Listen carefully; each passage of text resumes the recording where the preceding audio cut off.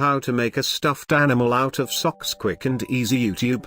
Please watch video end because more important details provide by animals graph. Stuffed animals are perfect toys for children, but even your adult friends might appreciate a soft cuddle buddy. Store-bought stuffed animals can be expensive and frequently lack that personal touch that makes a gift special.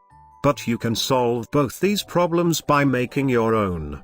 A homemade stuffed animal can be as simple or complex as you like, but whoever you make your stuffed animal for is sure to appreciate it. Outline your frog design. You might choose a cartoonish image, or maybe you want to make something more true to form. In either case, take your washable fabric marker and draw the outline of your animal onto the side opposite your fabric pattern for two separate pieces of fabric. If you are less than confident in your drawing skills, you might look into how to draw a frog first, or you can get some inspiration by searching for the images of cute cartoon frogs online. To make sewing easier, draw an outline of your desired doll size, measuring a 1/4 inch, 0.6 centimeters, seam allowance around your outline. One of your outlines will be used for the front, the other for the back. Cut out the outlines of your stuffed frog.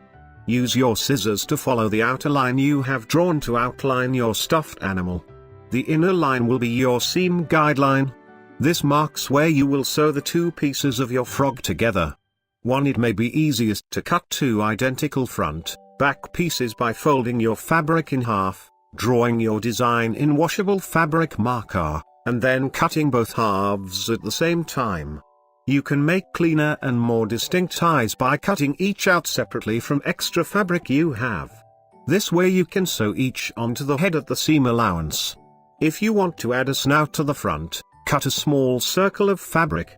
Later, you can sew it in place and fill it with stuffing. Decorate the front and back sides as you please. You might want to design your frog off of a vibrantly colored tropical variety. You can do this by adding bright spots across its body with a washer-safe fabric marker.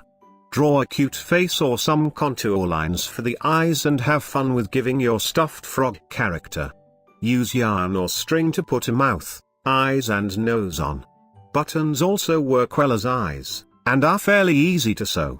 You may want to sew on plastic eyes or felt if you want more dimension. Pin and sew together your two body outlines together. You'll want the guidelines you've drawn on your fabric facing each other. These will form the inside of your stuffed toy. The extra line you drew as a seam allowance should be visible on both sides after you pin. Use this as your sewing guide. Hand stitch or use a machine to sew your outlines together, leaving a 2 to 3 inch, 5 to 7.6 centimeters, gap in your stitching. The gap will be where you put the stuffing into your frog. The outer parts of your outline, like the flat section of a leg, are ideal places to leave a gap. Sew your eyes along the top head part of the seam allowance, folding each down inside the animal while sewing to prevent interference with your seam stitch.